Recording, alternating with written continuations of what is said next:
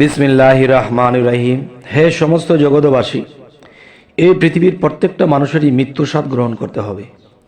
তবে সেই মৃত্যুতে মানুষের কাফন পরাতে হয়। তাই আজকে কয়েকটি কথা বলবো কাফন নিয়ে। এগুলো স্বপ্নে দেখলে কি হয়। আচ্ছা, এর পরের সাবজেক্টে আসবো, সুগন্ধি বা আতর দেখলে কি হয়।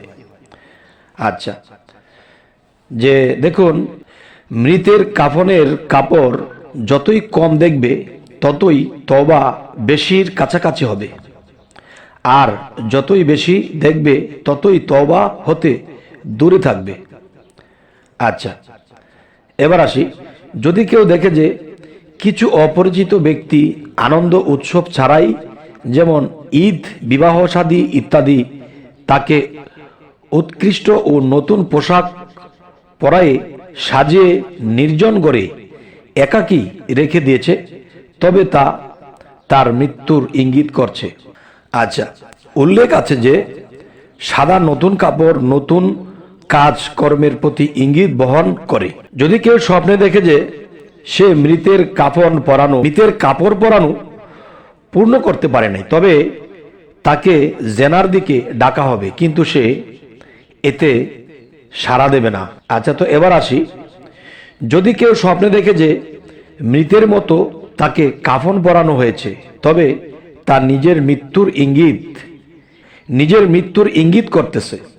আচ্ছা, আর যদি তার মাথা এবং পা ঢাকা না হয়, তবে তা তার দিনের ফাসাদে ইঙ্গিত করছে। এবার আসি সুগন্ধি বা আতর। আচ্ছা, এই আতর নিয়ে, সুগন্ধি নিয়ে কিছু আলোচনা, শব্দের ব্যাখ্যা অবশ্যই খেয়াল করে শুনবেন। সেটি হলো, আতর সুগন্ধি দেখা বা এর অর্থ কি বুঝবো, তা পাপীর তওবার আলামত এবং চিন্তিতের চিন্তামুক্ত এবং সুনামের লক্ষণ। এবার আসি, কেউ যদি নিজের জন্য সুগন্ধি ক্রয় করতে বা অন্য কারো সাহায্য নিতে দেখে, তবে সে মজলিসের সুনামের জন্য তার সাহায্য নিবে, অন্য কেউ তার সাহায্য নেবে, কেননা সুগন্ধি বা দুর্গন্ধ দূরীভূত করে। এবার আসবো আপনাদের সামনে জানাজার খাটিয়া। আচ্ছা, যদি কেউ দেখে যে কোনো প্রসিদ্ধ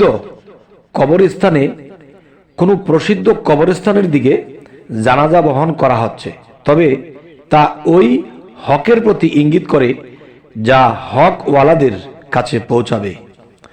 কথাটি অবশ্যই আমাদের বুঝতে হবে যে কোনো প্রসিদ্ধ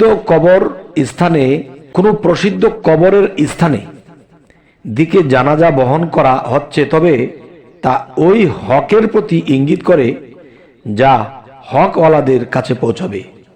যে দেখুন, এই পৃথিবীতে যারা হক, পরেজগার এবং আল্লাহর প্রিয় ব্যক্তি, পবিত্র মানুষ, এবং তারা মৃত্যুর পরে কোথায় যাবে? সেই হকওয়ালাদের কাছে পৌঁছাবে, সেই আত্মা পবিত্র আত্মার কাছেই যাবে। আচ্ছা, এবার আসি, যদি কেউ স্বপ্নে দেখে যে কোনো জানাজা খাট বাতাসে উড়ছে, আচ্ছা, তাহলে আমরা কি বুঝবো? এতে বোঝা যাবে যে বিদেশে কোনো সন্ত্রান্ত বা উচ্চ পর্যায়ে লোক মারা যাবে, অথবা কোনো মর্যাদা অথবা আত্মপরিচয় গোপনকারী কোনো উচ্চ পর্যায়ের আলেম মারা যাবে। কেন এটা হবে?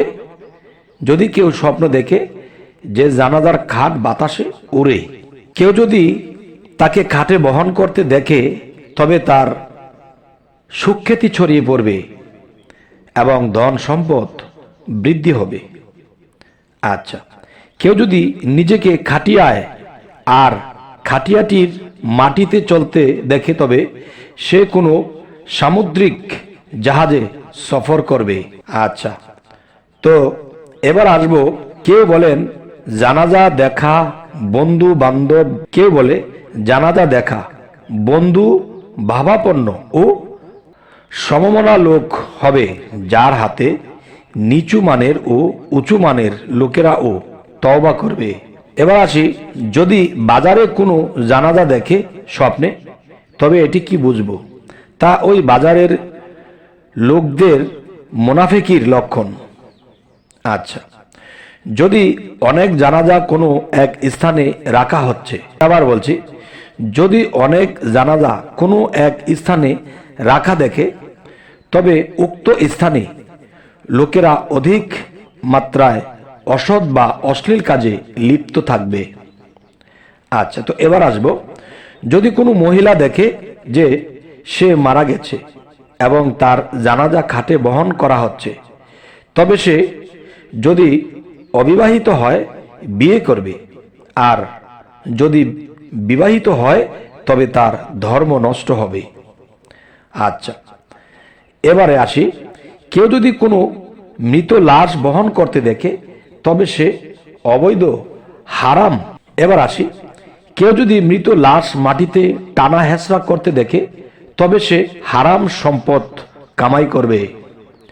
আচ্ছা, এবারে বলবো, কেউ যদি কোনো মৃত কবরস্থানে স্থানান্তরিত করতে দেখে তবে সে সত্য ও ন্যায়ের উপর আমল করবে, আর যদি বাজারে স্থানান্তরিত করতে দেখে তবে তার উদ্দেশ্য সিদ্ধি হবে এবং ব্যবসায় খুবই লাভবান এবং উন্নতি হবে।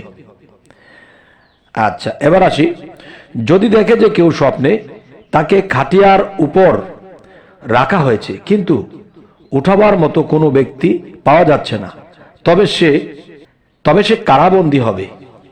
আচ্ছা, এবার আসি, যদি কেউ দেখে যে স্বপ্নে তাকে খাটে বহন করা হচ্ছে তবে সে কোনো রাজকীয় লোকের অনুসরণ করবে এবং তার সম্পদের দ্বারা উপকৃত হবে।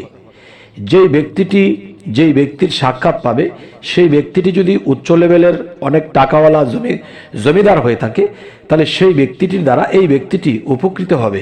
আচ্ছা, এবার আসি, যদি কেউ দেখে যে তাকে উঠিয়ে খাটিয়ায় রেখে লোকেরা তাকে তাদের কাঁধে বহন করছে তবে সে রাজত্ব এবং রাষ্ট্রীয় মর্যাদা লাভ করবে, আর মানুষ তার অধীনস্থ হবে, এবং যে পরিমাণ লোক তার জানাজায় পিছনে পিছনে চলিতেছে সে পরিমাণ লোক তার রাষ্ট্রে অনুগত্যশীল হবে।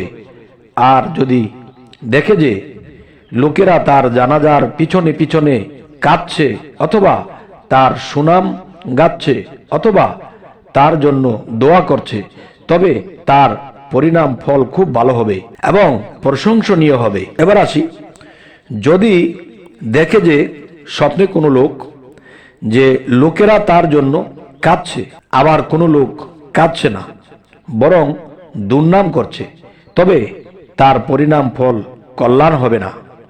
আচ্ছা, এবার আসি, যদি কোনো ব্যক্তি স্বপ্নে দেখে যে কোনো জানাজার পিছনে চলছে তবে সে কোনো বেদিন বাদশার অনুসরণ করবে। হে সমস্ত জগৎবাসী, আমরা এই পৃথিবীতে মানুষ হয়ে জন্ম নিয়েছি, কিন্তু মানুষের যে কর্ম সেটি কিন্তু আমাদের দ্বারা সেভাবে করা হচ্ছে না যেভাবে করলে আল্লাহর পছন্দনীয় হয়। তবে দেখেন, আমরা পৃথিবীতে ভালো মন্দ যাই কিছু করি, প্রতিদিনের খবর প্রতিদিন আল্লাহ দিচ্ছে, কিন্তু দেখা যায় আমরা কিন্তু এটি ঠিকমতো পালন করছি না, ঠিকমতো কোনো কিছু করছি না, যার ফলে কি হয়, আমরা কিন্তু যে আল্লাহর পথে যে অগ্রসর হব আর সেই হওয়াটা কি আল্লাহর পছন্দ হবে, বা আমি একদিকে রওনা দেব সেটা কি আমার ভালো কিছু হবে, এগুলো কিন্তু জানি না। আর জানার জন্যে আল্লাহ কিন্তু প্রতিদিন মানুষকে স্বপ্ন দেখায়, কিন্তু এগুলা ব্যাখ্যা না করে চলার কারণে আমাদের এই কষ্ট, এই অদষ্ট কপালের। তবে দুনিয়াতে যারা জ্ঞানী চতুর তারা অবশ্যই স্বপ্ন ব্যাখ্যা করে চলে এবং তারা কোনো জায়গায় ঠেকে না। যদি কোনো দিন দেখে যে কোনো একটি জায়গাতে সে যাবে এবং সেখানে তাকে মারামারি হতে পারে, তাকে মারতে পারে, বা সে কোনো লস করে আসতে পারে, তো সেই জিনিসটা এখানে আল্লাহ ঘুমের করে ইঙ্গিত করে দেয়। সেই ইঙ্গিত নিজে না বুঝলে একজন বুঝনেওয়ালার কাছে বুঝে নিতে হয়। যেমন সাহাবারা নবীজির কাছে বুঝতে গিয়েছিলেন, যেমন দেশের বাদশাহ ইউসুফ নবীর কাছে বুঝতে চেয়েছেন, তখন বোঝার পরে কিন্তু যে এমনই কিছু বুঝলেন যে 3 বছর বাম্পার ফলন হবে আর 7 বছর আকাল হবে। দেখেছিলেন যে 3টা মেরাট্টা গরু 7টা তাজা গরুকে চাবিয়ে খেয়ে ফেলেছে, এটার অর্থ ইউসুফ আলাইহিস সালাম দিয়ে দিলেন। তখন রাজা সতর্ক হলেন এবং স্বপ্নে যা বলেছে তাই ফলেলো। তাই বলবো, অবশ্যই আমরা স্বপ্নের ব্যাখ্যা করে চলবো। ইনশাল্লাহ ইহকাল পরকাল সর্ব জায়গাতেই আমরা ভালো থাকব, জয় হবে। তবে আজকের এই আলোচনা আপনাদের কেমন লাগলো তাও জানাবেন এবং আমাদের চ্যানেলটিকে সাবস্ক্রাইব করে নেবেন, পরবর্তীতে যেন ভালো আলোচনা, স্বপ্নের ব্যাখ্যা এনে দিতে পারি। সকলেই ভালো থাকবেন। আল্লাহ হাফিজ।